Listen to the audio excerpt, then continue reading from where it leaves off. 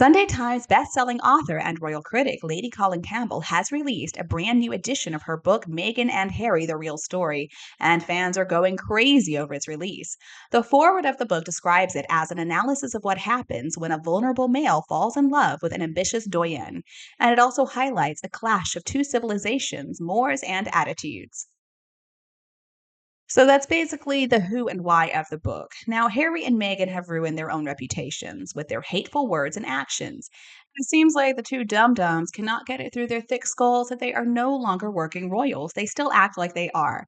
They're always going to be outsiders when it comes to the family. And I mean, they want to be part of the Hollywood set, but they're also outsiders there. Of course, only time will tell what happens in the future, but they're not going to play any part whatsoever in the future of the royal family. William is going to make sure of that. Maybe they'll be able to weasel their way back into Charles's good books, but the ladies of Windsor, they're going to tell a very different story. Now, I've started listening to the book on Audible for free, and I gotta say, it is incredibly well written. It flows well, and it's got a lot of absolutely scathing details about Meghan Markle. They did a lot of work digging up her past before she met Harry, and also what she did after the marriage to the royal family. It is a fascinating read. It has sources named within and so much personal experience by Lady C and other insiders. It's not very good, though, when somebody puts your life under the microscope and publishes a tell all book, is it, Meghan and Harry? And of course, if it's not true, they're going to sue. So let's wait and see if they do. And then I guess they should apologize to Lady C if they don't.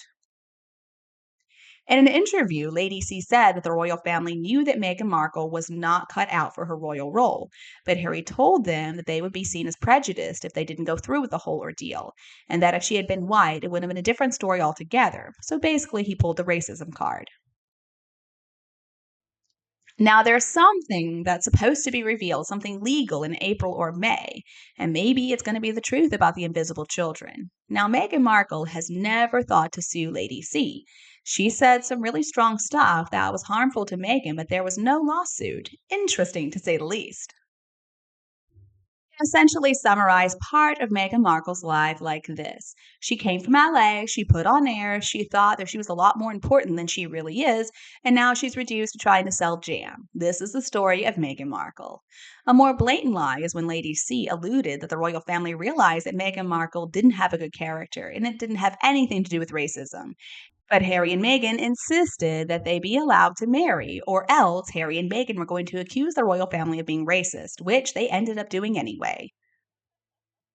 At the end of the day, though, Harry's unfortunate choice of wife is not his only problem. He has already shown that he lives in a fantasy world.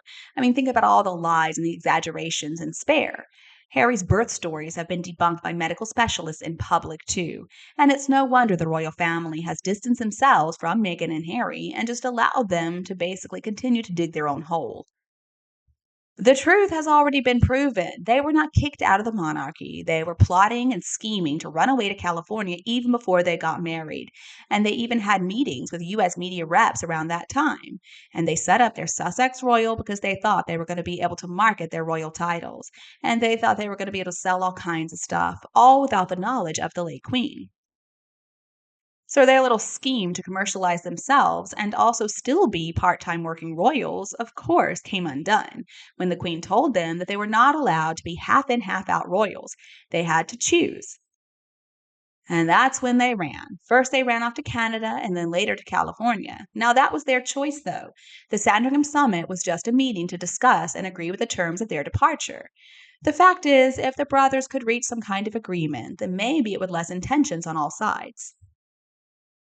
They don't need to be all lovey-dovey, but maybe they would give Harry a place to live if he wants to return to the UK. Of course, he's going to have to find some job outside of the firm, and that's quite a dilemma, I guess, for him. Neither he nor Meghan have any talents or skills. They can't dance, they can't sing. I mean, they're not likable people, and that's something Harry and Meghan need to think long and hard about. So I think if Harry and Meghan were to return to the UK, they would turn into stalkers. We would see them everywhere we see the working royals trying to get a photo in or standing like a street trader selling their wares. It is in their DNA. But that's going to be a very long list indeed. It would be comprised of most people residing in the UK and also many people living in the Commonwealth countries too. These are the people who will say, no, we don't want Harry and Meghan here. An interesting theory I also heard recently is that maybe there's not any feud between the brothers. Maybe they're just trying to cover up the fact that they were kicked out of the UK after the Sandringham Summit. It wouldn't work anyway. I mean, the only thing that is going to make those two happy is for them to get their own way all the time, and that's never going to happen. Harry, like Meghan, has already proven that he is not to be trusted. He betrayed his own family with so many lies in front of the whole world. And I'm sure they have some really damp cottage on the border of some far flung royal estate ready and waiting for Harry. But anyway, back to this book about Harry and Meghan. Now it's at number 56 on the Amazon book charts. It is selling very well. Meghan's supporters are exposed in the Daily Mail. Her PR is not going well at all. I would say the book is doing great, especially considering that it hasn't even been released for an entire day yet. And so far, it has only been published in hardback.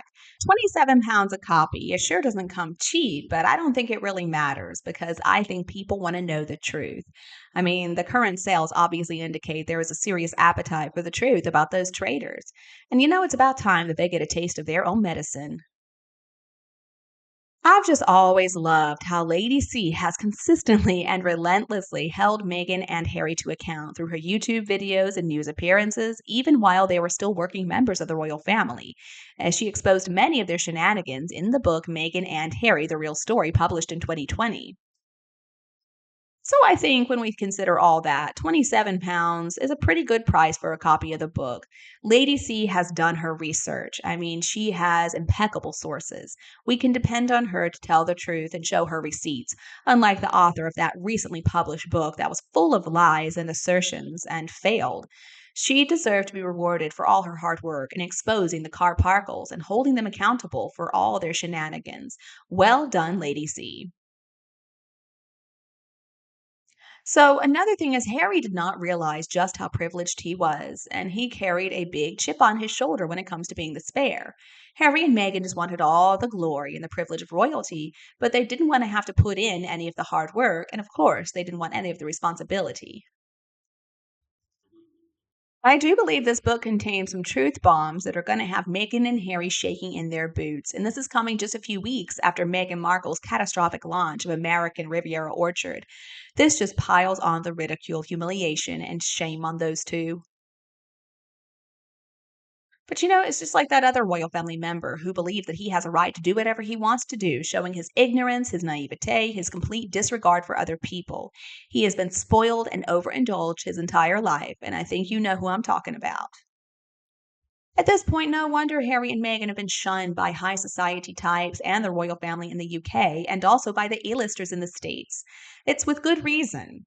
Now, Harry is one of the most privileged men of any generation. He was born with a silver spoon in his mouth and a big chip on his shoulder, in spite of having every privilege and every opportunity imaginable. The people of the UK bowing and admiring him since he was a child, that has been Harry's life. And then came that previously unknown Z-list mattress actress, Meghan Markle. They are so incredibly toxic, the two of them together. I mean, they're living in a mansion that could house hundreds, and at the same time, they're going to tell us we need to reduce our carbon footprint. Meanwhile, they're free to take private jets all over the world. They're trying to establish their own royal family in the US, but they're lacking in grace and they have no class. Years spent trashing the royals, all this drama they stir up, all these stories about their toxic views follow everywhere they go. So, how could any business or real celebrity want to align themselves with two odious people like Harry and Meghan? There's just negative press about them everywhere you look. Obviously, all the years spent in the royal family with everybody bowing and running after everything he wanted has turned Harry into an absolute a hole. He is convinced that he's better than everybody else, and he believes that he's the center of the universe and he should be treated accordingly. So, why would he ever accept the reality that for most people, he just looks like a spoiled, overindulged man baby with a very low IQ?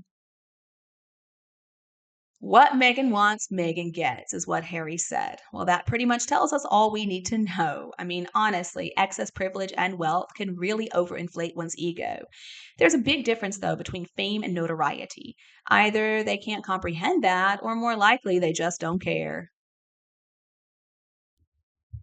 The good news, though, is that the royal family is done with those two traitors, and I think people all over the world are waking up to all the horrible things Harry and Meghan have done. And look, maybe it looks like so far they've gotten off scot-free, but I don't think that's going to continue. I do believe if nobody else does, God is going to punish those two who betrayed their families and have done so many awful things. One day, they are going to pay the price for everything they did to their family and their country, and it's not going to be a price they want to pay. All right, folks, and that was our analysis of how royal fans went crazy when the blockbuster book about Prince Harry and Meghan Markle was released. What do you think of this book, and what do you think of the traitorous couple, Meghan and Harry? Please leave a comment to let us know. We're going to be happy and grateful if you continue to support our channel with a like, share, and subscribe.